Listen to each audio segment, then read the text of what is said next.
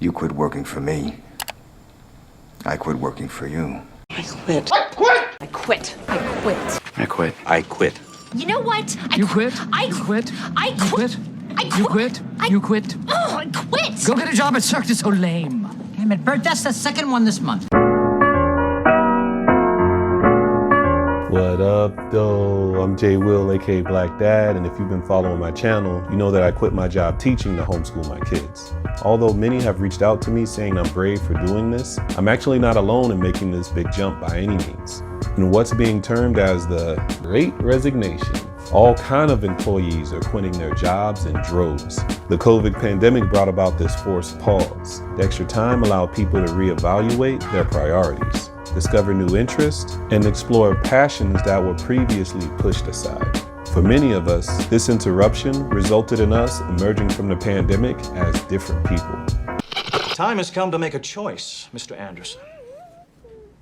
Either you choose to be at your desk on time from this day forth, or you choose to find yourself another job.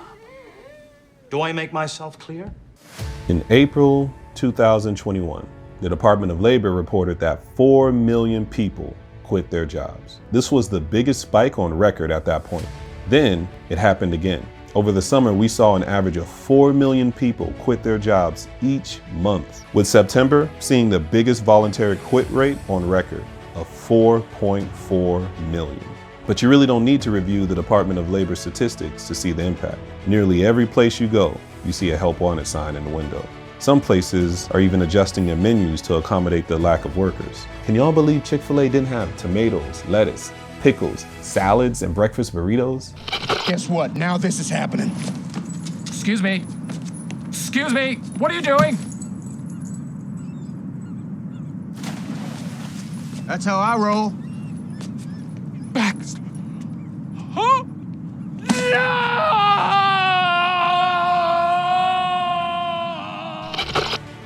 Actually, even our family's favorite neighborhood restaurant closed down. No more of those delicious shrimp and grits and fried chicken and waffles. Man, this Great Resignation is really affecting my access to comfort foods. But it's not just the food industry. We get emails from our school district asking, no, begging, if anyone is interested in being a bus driver. They didn't have enough drivers, so the bus routes have doubled up, taking twice as long to drop off kids simply because they don't have enough drivers. Some kids are dropped to school 2 hours before school starts, just so they could double up these routes. Nearly everywhere you look, it's clear. We have a labor shortage. These stats and trends are so surprising, especially when considering this is on the heels of the pandemic. When 2 years ago, the biggest headlines after COVID itself was the high unemployment rate. Additionally, everything in the Western culture in the years leading up to the pandemic was about working hard, hustling, no days off, I put in work, look at me now mentality. Not only in songs, but on social media. The idea of promoting yourself as being busy and hustling was a way to connote success. Hey guys. What's up, G? Wanna go to Chachki's? Get some coffee? Oh, it's a little early. I gotta get out of here. I think I'm gonna lose it. Uh-oh. Sounds like somebody's got a case of the Mondays. So why the sudden shift from this hustling mentality? There have been many cited reasons. New job, entrepreneurial endeavors, opting for early retirement, staying home with the new baby, job dissatisfaction or burnout, or employers putting a stop to their COVID-induced flexible telework policies. Another big one, pandemic epiphanies in which people experience major shifts in identity and purpose, catapulting them to start a new business or a new career. But in my view, all this can be summed up in one reason. The COVID pandemic caused a paradigm shift, and life pre-COVID was just not sustainable. It's not how our lives were meant to be. The evidence to support this is pretty straightforward and not even contested. Americans work way too much and don't take nearly enough vacations. 85% of Americans end up working longer hours than the typical 9 to 5. 10 out of 14 Americans don't even use all of their vacation days each year. We're constantly being plugged in at work, commuting to and from work, and it's detracting from time from our own interest and, most importantly, our family life. We've become human doings instead of human beings, measured by how much we accomplished instead of what matters most. Before the pandemic, the best of us had every hour of every day in our lives accounted for. And the ones who could follow this mold were looked up to. They were the most successful, most impactful in society, and the most wealthy. When in actuality, the majority of us fall short of reaching this gold standard and silently struggle with the feeling that we need to do more, earn more, buy more, just to keep up with the Joneses. You think the pet rock was a really great idea? Sure it was. The guy made $1 million.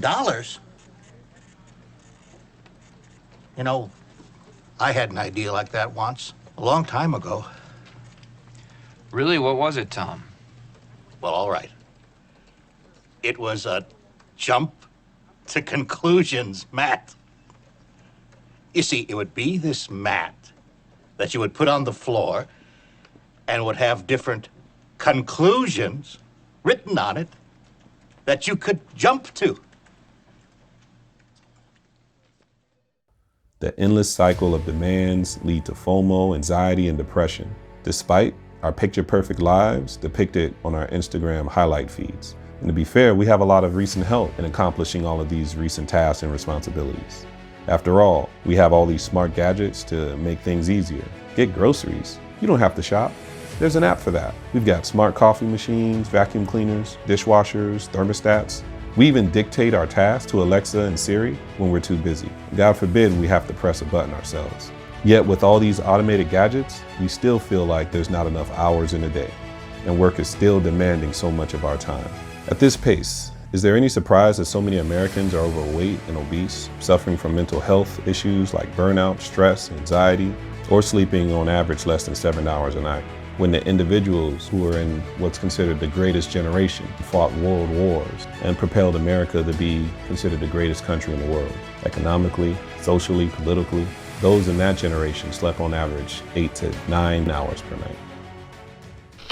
If I just work hard and keep my head down, Your whole life will pass you by.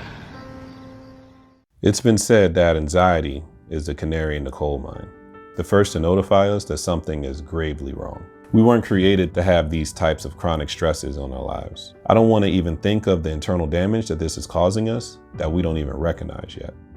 Now, to be clear, I'm not saying all work is bad. On the contrary, I believe we're all placed on earth for a purpose. We're all blessed with gifts, talents, and passions that we should be working on every day.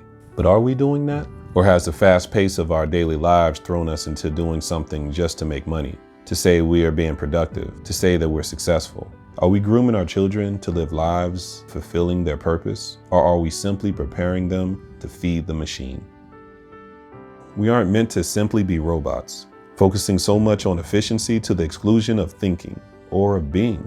I think the Great Resignation happening now is no real surprise. Although the pandemic was terrible for so many, the lockdown demonstrated for the first time that a slower pace was possible. People began to prioritize their mental health. Even with the anxiety brought on by the uncertainty of the pandemic, many found peace in simply being with their inner circle for an extended period of time. Given the time to reflect, people found their flow. I think it took the COVID-19 pandemic for people to question the narrative. Many people realized they could do without a lot of things they otherwise took for granted in life, and saw that by doing so, there was better balance in their lives. I think a lot of us realized that life is just too short to devote our youth and health to working with the promise of happiness and time in our twilight years. That's just simply a lie we've all told ourselves. We want to live life intentionally to enjoy the journey, not just to reap the benefits at the end if we're lucky enough to be healthy enough at that point. People realize that prioritizing their job and monetary success comes at a cost. And the record numbers people are seeing, that's just too damn expensive.